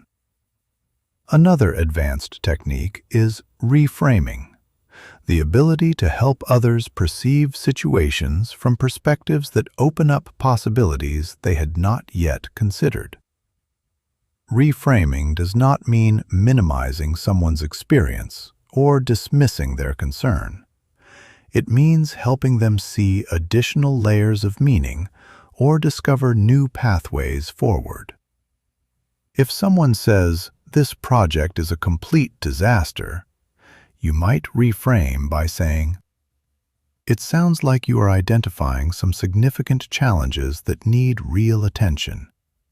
What if we looked at this as valuable information about what adjustments are necessary?" This reframe honors their concern while shifting focus from the problem toward a solution-oriented orientation. Effective reframing requires deep listening to understand how someone is currently perceiving a situation. Only then can you offer an alternative that genuinely expands their thinking, rather than simply contradicting it. Anchoring involves establishing reference points that shape how people evaluate options. If you want someone to consider a meaningful investment, you might first introduce a much larger option, making your actual proposal feel more reasonable by comparison. You might also anchor expectations around timeline or effort. If a project will take 6 months, you might say, projects like this typically take 8 to 12 months, though we are confident we can complete this one in about 6. This makes 6 months feel efficient rather than slow. Embedded suggestions involve placing ideas within natural conversation to reduce resistance. Instead of saying, "You should consider this option," you might say, "When you decide to explore this further, you will want to ensure it addresses these 3 needs." The embedded suggestion, "decide to explore," implies forward movement without pressure. This technique must always serve the other person's genuine interests, helping them move past internal hesitation toward decisions that would truly benefit them. Future pacing involves helping people imagine positive outcomes so specifically and vividly that they become motivated to take the actions that would bring them there. Rather than simply listing features and benefits, you help them actually experience what success would feel like. You might say, "Picture 6 months from now, once this system is fully in place." You walk into your day, and instead of feeling immediately overwhelmed, you feel grounded and clear, because everything is organized, accessible, and working the way it should. How would that shift your experience of your work? This works because the brain has genuine difficulty distinguishing between a vividly imagined future and a real memory in the making.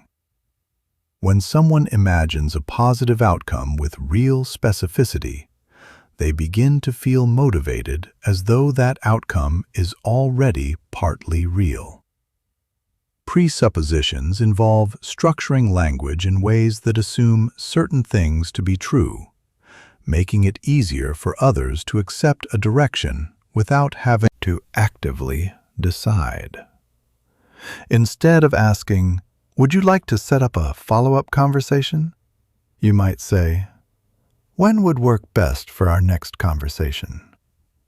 This presupposes that there will be a next conversation, and moves the discussion to timing rather than whether to meet at all.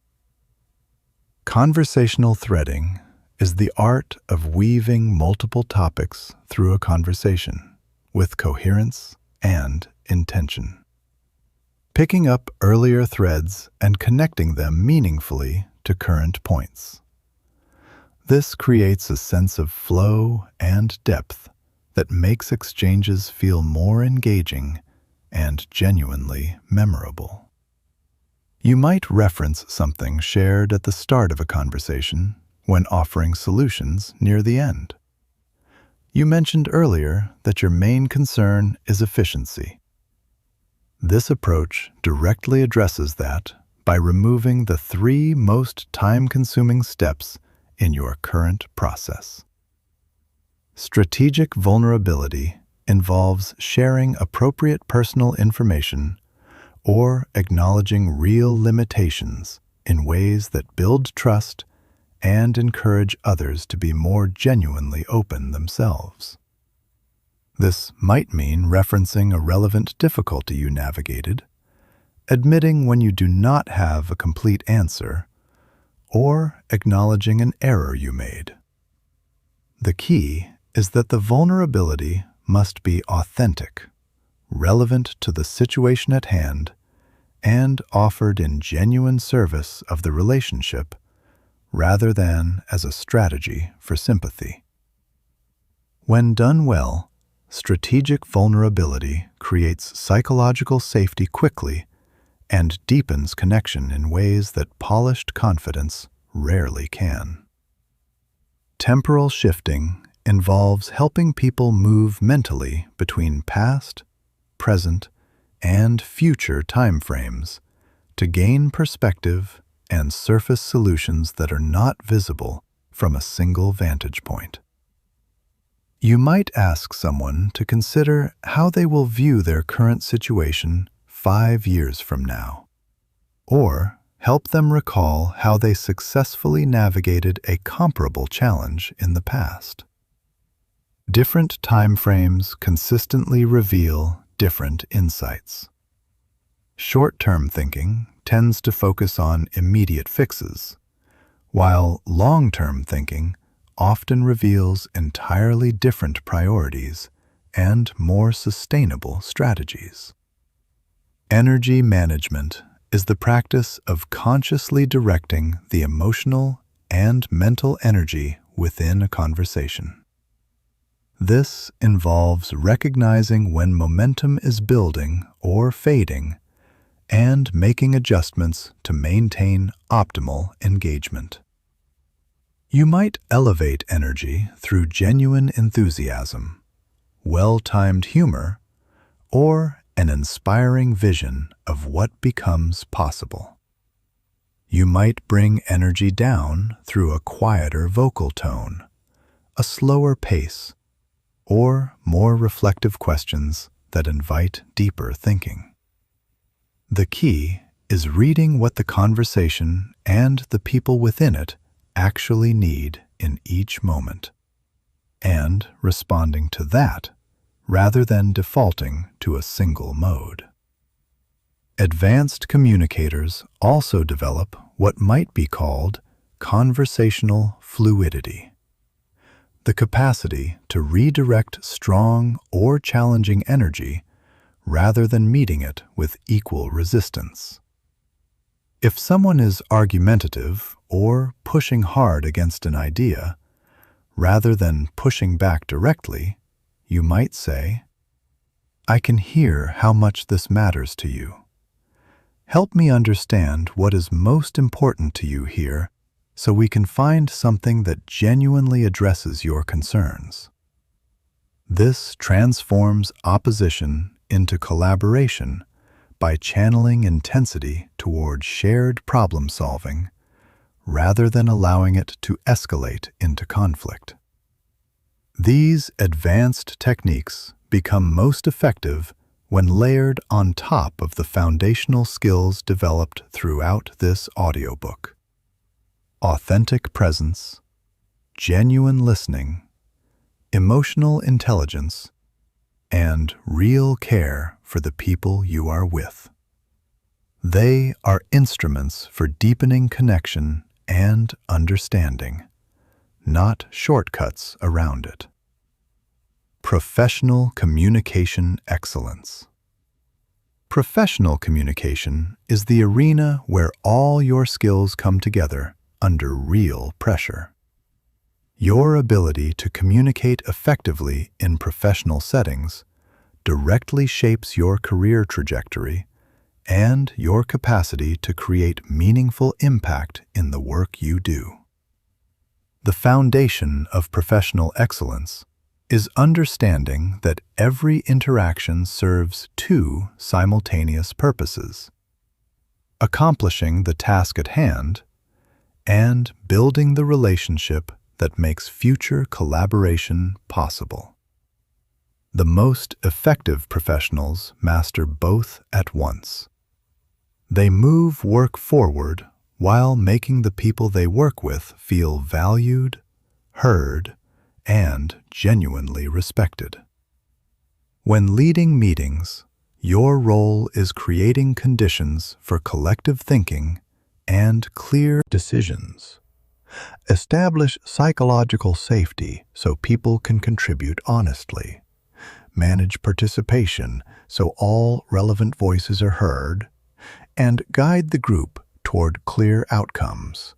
Start by naming the purpose, why you're gathered, and what success looks like. This shared orientation helps people prioritize their contributions and stay genuinely focused. Ask specific individuals for input rather than opening the floor broadly and hoping the right voices emerge. Given your experience with projects like this, what challenges do you think we should be planning for? Or From a technical perspective, how realistic is this timeline? This approach draws out diverse perspectives in a way that general invitations rarely do. When participating in meetings led by others, focus on contributing in ways that genuinely move the conversation forward.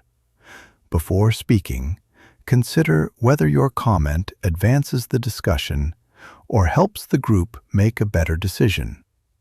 When you disagree with the direction, express concerns constructively. Rather than stating what will not work, propose an alternative. Rather than attacking an idea, ask questions that help others think through the implications more carefully. Presenting to senior leaders requires a different orientation than peer-level discussion. Executives want bottom-line clarity, strategic perspective, and confident recommendations, not exhaustive detail.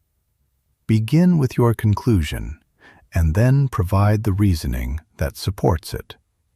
Structure your thinking clearly. Here is what I recommend. Here is why. Here is the evidence. Here is how we would implement it. And here is what it requires. Use language that demonstrates genuine conviction while remaining genuinely open to input. Rather than, "I think this might work," say, "I recommend this approach because," and then complete that sentence with confidence and clarity.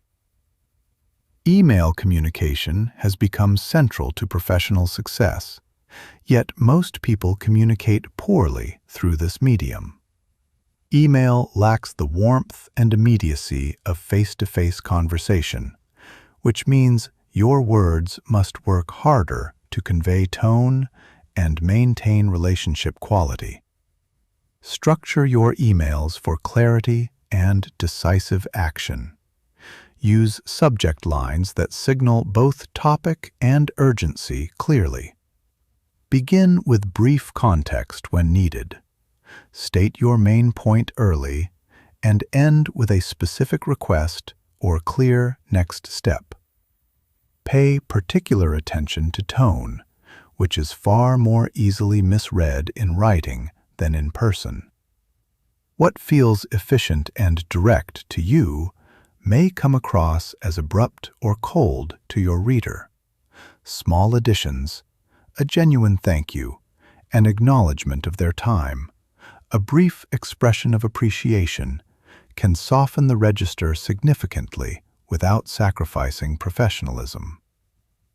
Managing upward is critical for both current effectiveness and longer-term advancement. Your goal is making your supervisor's job easier while establishing yourself as a reliable, thoughtful contributor. Understand their communication preferences. Some want frequent, detailed updates. Others prefer high-level summaries and minimal interruption. When you bring problems, bring your thinking about them too. Arrive with a recommended approach and your reasoning rather than simply escalating and waiting. This positions you as a solution-oriented partner. Performance conversations require honesty, care, and clear thinking. When giving feedback, use specific examples and focus on behaviors rather than character. When receiving feedback, listen fully before responding. Resist the urge to explain or defend immediately. Ask questions to understand precisely what is being observed. Then give yourself time to sit with what you heard before deciding how to respond. Communication in personal relationships. Personal relationships call on your most sophisticated communication capabilities because they involve the highest levels of emotional investment, history, and vulnerability. Understanding how to communicate thoughtfully with family members, close friends, and romantic partners may be the most consequential application of everything you have learned. The central difference between professional and personal communication is the depth of emotional investment involved. In personal relationships, you are not simply exchanging information. You are sharing your actual self with the people who matter most to you. This creates both extraordinary possibilities and genuinely complex challenges. Personal relationships require emotional attunement, the ongoing capacity to sense and respond to the emotional states of those you love with real sensitivity and care. This means learning the unique ways different people in your life express emotion, understanding what genuinely comforts them when they are struggling, and knowing how to be present when they are experiencing joy. Every person in your life has their own emotional language, specific ways they express love, stress, excitement, and disappointment. Learning these individual languages is one of the most meaningful investments you can make in any close relationship. What feels deeply supportive to one person may feel overwhelming or intrusive to another. Some people process difficult emotions by talking at length. Others need quiet space before they are ready to share. Intimate communication also requires managing your emotional triggers with greater skill than in almost any other context. The people closest to you have the greatest capacity to activate your deepest insecurities and your strongest defensive reactions. Recognizing when you have been triggered and creating space before reacting is one of the most valuable skills in any lasting relationship. Conflict in personal relationships is particularly challenging because the stakes feel so high and the history runs so deep. The most effective approach separates the issue from the person. You can genuinely disagree with someone's behavior while still loving and respecting them as a human being. Use statements rooted in your own experience rather than character-level judgments. Instead of, "You never listen to me," try, "When I am sharing something that matters to me and I notice your attention is elsewhere, I feel disconnected and unheard." Listen for the feeling and the real need underneath what your loved ones express, especially when they express it in ways that are easy to react to. When someone says, "You care more about work than about me," the underlying emotion is often, "I am feeling lonely, and I am afraid I am not a priority to you." Expressing appreciation and affection requires understanding how different people prefer to receive care. Some people feel most genuinely loved through words of affirmation, others through quality time, physical affection, acts of service, or thoughtful and specific gifts. Pay attention to how the people you love naturally express care toward others. This often reflects what resonates most deeply with them. And ask directly, "What are the specific things I do that make you feel most loved and valued?" The answers will tell you more than you might expect. Public speaking and presentation mastery. Public speaking extends your communication skills into a performance context where you can influence many people simultaneously. Whether presenting to your immediate team, speaking at a professional conference, or addressing a larger audience, your ability to communicate effectively with groups shapes your influence and the opportunities available to you in ways that few other skills can match. The foundation of genuinely compelling public speaking is understanding that you are not transmitting information. You are creating an experience. Every element of your presentation should serve the goal of moving your audience from where they currently are to somewhere more valuable. Most people approach presentations focused on what they want to say rather than what the audience genuinely needs to hear. Audience-centered presentations begin with deep understanding of who you are speaking to and what would create real value for them. Before writing a single word of your presentation, understand your audience's current situation, their knowledge level, their concerns, their goals, and their preferred communication style. Your opening moments carry disproportionate weight. Audiences decide quickly whether to fully engage or begin drifting. Do not open with logistics. Open with something that captures attention and demonstrates you understand what matters to this audience. A surprising data point, a specific story, a provocative question, or a bold statement that challenges conventional thinking. Structure your presentation like a story. A beginning that establishes context, a middle that provides real substance, and a conclusion that consolidates key ideas and motivates action. Use clear signposting so your audience always knows where they are. Storytelling remains your most powerful instrument. When you tell a genuinely relevant story, your audience stops multitasking and starts actively engaging. Managing presentation anxiety starts with accepting that nervousness is not only normal, but useful when channeled. Do not try to eliminate it. Use that energy to sharpen your presence. Practice enough that the content is second nature without over-rehearsing to the point of sounding mechanical. Use deep, slow breathing before you begin. It activates the parasympathetic system and promotes the clear, grounded state that makes communication compelling. Digital communication and modern challenges.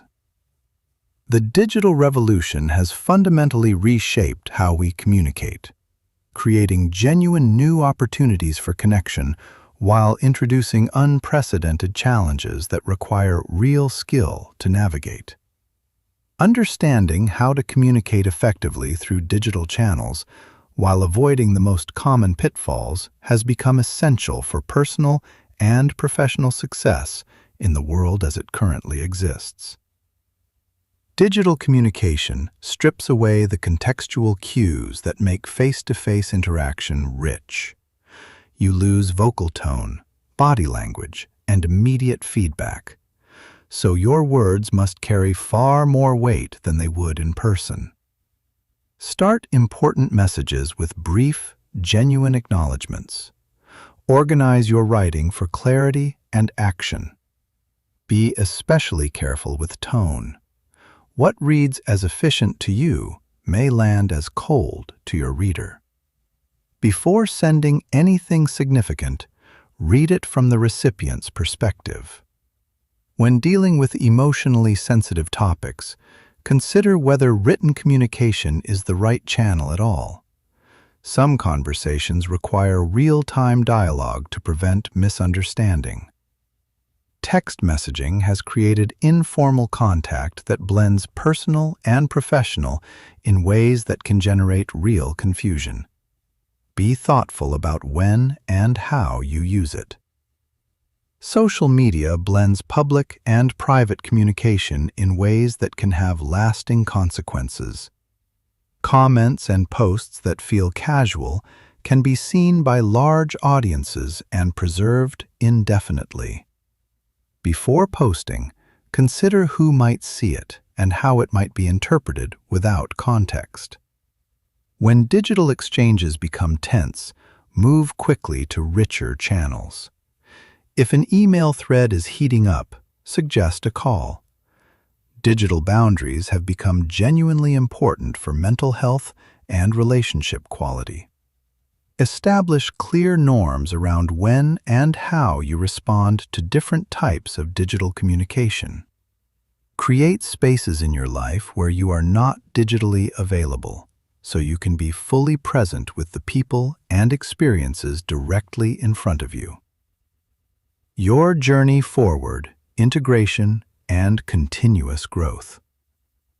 After this comprehensive exploration of communication from its psychological foundations to its most advanced professional and personal applications, you now carry a complete toolkit that has the potential to reshape every relationship and interaction in your life. But knowledge alone is never enough. Real and lasting transformation happens when you consistently apply what you have learned until it becomes a natural and integrated part of who you are. Choose one or two areas that resonate most or address your most pressing challenges. Focus there until those skills feel genuinely natural, then gradually expand. Start with foundational capabilities. If active listening is not yet a strength, that is your starting point. Without the ability to truly hear others, every other technique has limited impact. If self-awareness or emotional regulation is the challenge, invest time there before advancing. Let your current circumstances guide you. Ongoing relationship friction calls for difficult conversation skills and empathy development. Professional advancement calls for workplace communication and presentation focus. Confidence as a core challenge calls for self-awareness and authentic expression. Practice deliberately in lower-stakes situations first. Use everyday conversations to experiment with deep listening. Practice reading nonverbal signals during ordinary interactions. Try influence approaches where the outcome is not critical. This builds real confidence and competence systematically. Seek honest feedback actively from people you trust. Most people hesitate to offer candid observations unless specifically invited. When asking, be specific. Rather than, "How do I communicate?" try, "When I explain something complex, do I provide enough context, or do I assume too much?" Or, "When we disagree, do I seem genuinely open to your perspective, or do I come across as closed?" Track your growth by reflecting on interactions that went well and those that could have gone differently. Note what you tried, how others responded, and what you learned. Pay attention to patterns. Which situations consistently challenge you, and which skills seem to create the most visible positive shift when applied with intention. Remember that communication skills, like physical fitness, require consistent maintenance and ongoing development. They are not capabilities you master once and then possess permanently. Regular, intentional practice and continued learning are what keep your communication effective and alive over time. As you develop these capabilities, you will likely find that your relationships become genuinely richer, your professional opportunities expand, and your capacity to create positive change grows in meaningful ways. But perhaps the most enduring shift is a quiet one, a growing confidence in your ability to connect with virtually anyone, to navigate difficulty without losing yourself, and to leave people consistently feeling better for having spent time with you. This confidence creates its own momentum, The more genuinely skilled you become, the more naturally you bring openness and curiosity to each new interaction, which makes you more effective, which builds further confidence and skill. That upward spiral is available to anyone who commits to it, and you have already begun. Leave the number 369 in the comments as you finish this audiobook. In the mathematical patterns that underlie quantum field theory, 369 represents the key to understanding the cyclical nature of growth. The idea that every ending is the precise beginning of a new level. If you are feeling the beginning of a new level in how you communicate, how you connect, and who you are becoming, 369 is exactly your number right now. The deepest purpose of communication mastery is not to become impressive. It is to become genuinely useful to the people in your life, the work you care about, and the communities around you. When you use these skills to help others succeed and to contribute positively wherever you are using the most distinctly human gift available, genuine connection, in service of something larger than yourself. Your journey in communication mastery does not end here. The skills developed through this audiobook will deepen with every conversation, every difficult moment navigated with care, and every person you genuinely choose to see and understand. Stay curious, stay committed to the inner work, and stay open to how much further this can take you, because the world consistently makes room for those who show up for others with skill, honesty, and real heart. The conversation continues with every person you meet and every moment you choose presence over distraction, curiosity over judgment, and connection over performance. These moments are the practice, and the practice, sustained over time, quietly changes everything. Go forward with purpose. Go forward with genuine care, and trust what is possible when you truly learn to communicate from the very best of who you are. Elite Success Audiobooks thanks you for being here and for doing this work.